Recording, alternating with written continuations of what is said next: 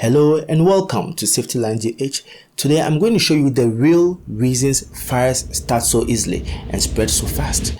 There are only 4 elements. So once you have this at your fingertips, you will not only understand how fire begins, but you will know how to prevent them and most importantly, how to extinguish them safely without any panic or fear. This is the power of the Fire Tetrahedron, but we are going to break it down. Stay with me.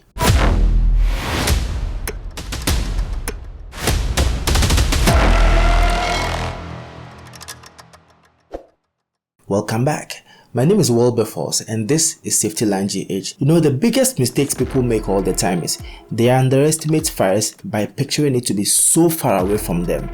But tell you what, they are wrong, because we are always surrounded by the element of fire, and this brings us to the Fire Tetrahedron. The Fire Tetrahedron helps us understand the things that causes fire and the things they need to keep it spreading. So let's take a look at these things so that we can take total control over fire outbreaks. The number 1 element I would like us to take a look at is fuel. Fuel in this context is anything that can burn. So we are not just looking at petrol, diesel, kerosene and the likes, but we're also looking at shirts, clothes, shoes, trees, flowers, books, shelves, kitchen cupboards, wardrobe. The list goes on and on. Anything that can catch fire is fuel. The second element is heat. Heat in this context is anything that raises the fuel's temperature till it gets to its ignition stage. In simple words, we will say heat is anything that makes the fuel get hot till it catches fire. So looking at heat, you'll be surprised at the things that can produce heat, from our mobile phones to torchlight, refrigerators, iron, stove, light bulbs, TV screens, etc. So looking at these 2 elements, fuel and heat, then you know we are always surrounded. So how come they are not catching fire all the time? Every fuel has its own ignition temperature it needs to get to before it catches fire. I mean, every fuel needs to get to some heating level, or it needs to heat up to some extent before it catches fire. So let's make an oral demonstration here. When you light a matchstick and apply its fire or the heat to a sheet of paper, can it catch fire? Yes, because the ignition temperature of the paper isn't that huge. So the paper will definitely catch fire.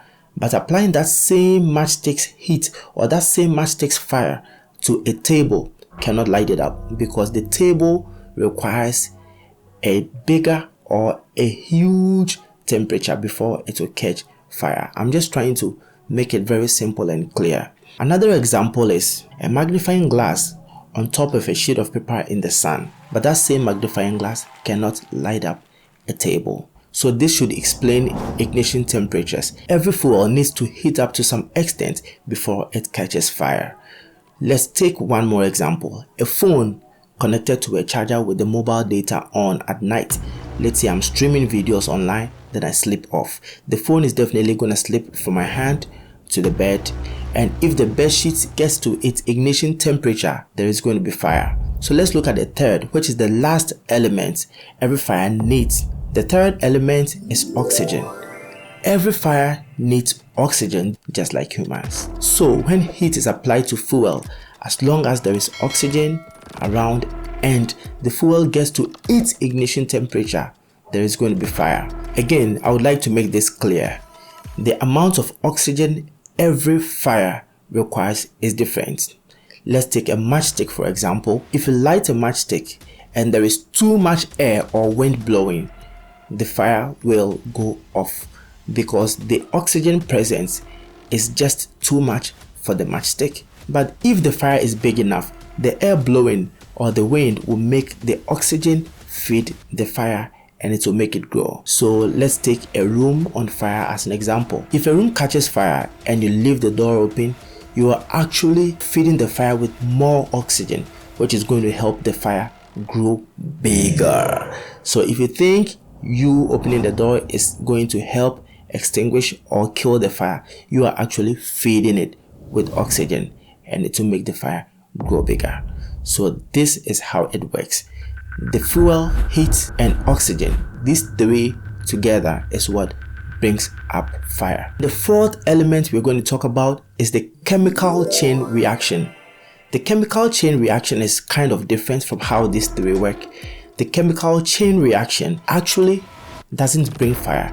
It rather helps the fire spread. You want to picture that as the fire feeding itself over and over again. The same matchstick, for example, if you light a matchstick, the fire should be able to go off by itself. But the fire actually travels on the line, on the stick, because of the chemical chain reaction. Once the fire is up, the fire creates heat, and that heat is being transferred to the other part of the matchstick that is not on fire yet, and that heat with the oxygen present will make the other part light gradually. So when there is fire on a stick or any fuel, you'll notice the fire travels on the fuel till it burns everything out. That is the chemical chain reaction.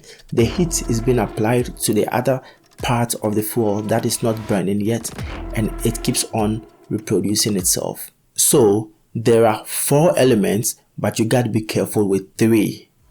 Once you take one out, you have the power like we spoke about. What you're taking out is you breaking the chemical chain reaction. The same way, if you light a candle and cover the candle with a glass, the fire runs out or burns out in just few seconds whilst the candle still stays. Why? Because the fire on the candle consumes the oxygen in the glass, and once the oxygen is finished, the fire cannot survive. So it needs oxygen to breathe, just like humans. Now that you know and understand the fire tetrahedron, you will start seeing dangers before it turns to disaster. Simple knowledge, big impact. This is the science behind every fire you've ever seen. Once you take one out, you take total control over the fire. So a quick recap, every fire needs 4 elements to keep going: fuel, heat, and oxygen. These 3 brings the fire up alive, and then the chemical chain reaction is what makes the fire spread. Here are 1 or 2 safety reminders. Always make sure to unplug devices that produce heat, or do not leave them unattended. Also, you should store fuel materials safely or keep them away from heat sources. In our next video, I'm going to show you the right way to extinguish fires and which type of extinguisher to use. If you do it the wrong way, it can only worsen the case, or in the worst case scenario, you can even end up injuring yourself. If this video helped you understand how fires begin, hit the like button and share it to someone you care about. You might just save a life. And if you have any questions or suggestions, drop it in the comment section and I will love to check it out and definitely get to you on that. If you haven't, hit that subscribe button.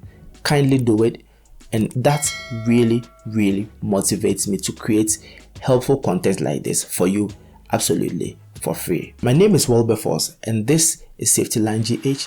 Until next time, stay ready, stay safe.